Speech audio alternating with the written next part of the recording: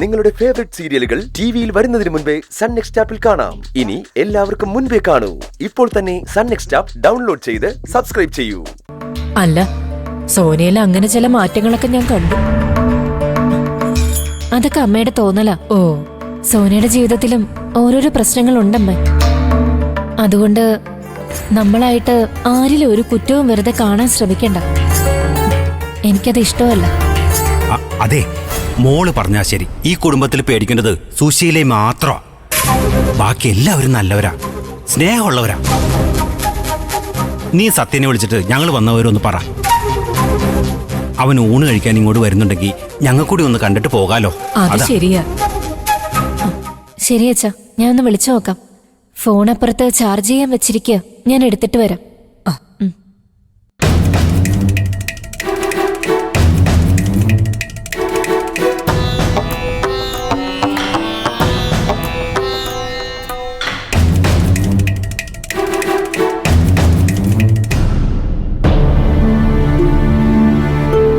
ഇന്ന് രഘുവേട്ടൻ സ്ട്രോങ് ആയി ഇടപെട്ടപ്പോ സ്റ്റാഫ് മൊത്തത്തിൽ വർക്കിന്റെ കാര്യത്തിൽ ഒന്ന് സീരിയസ് ആയി.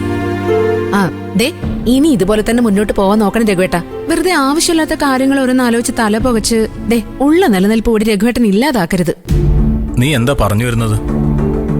അമ്മാവന്റെ കാര്യോർത്ത് ഞാൻ ഇനി ഉറങ്ങാതിരിക്കരുതെന്നാണോ? അതെ, കുറച്ചു നാളത്തേക്കെങ്കിലും നമ്മൾ നമ്മുടെ കാര്യം മാത്രം നോക്കി ജീവിക്കാൻ ശ്രമിക്കണം രഘുവേട്ട. എന്നാലേ ഈ സ്ഥാപനം നമുക്ക് നിലനിർത്താൻ പറ്റൂ. പിന്നെ ഇതില്ലെങ്കിൽ നമ്മളില്ല രഘുവേട്ട, അതുകൂടി ആലോചിക്കണം.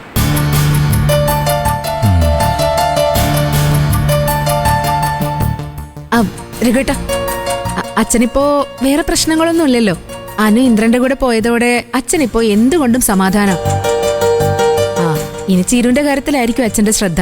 ഇനി അവളുടെ പ്രസവവും മറ്റുമായിട്ട് 2-3 മാസം അച്ഛൻ അതിന്റെ പുറകിലായിരിക്കും. അല്ല, നമുക്ക് വേണമെങ്കിൽ അനുവിന്റെ വീട്ടിലേക്ക് മാറാന്നൊക്കെ പറഞ്ഞത് ഇത്ര വേഗം മറന്നോ?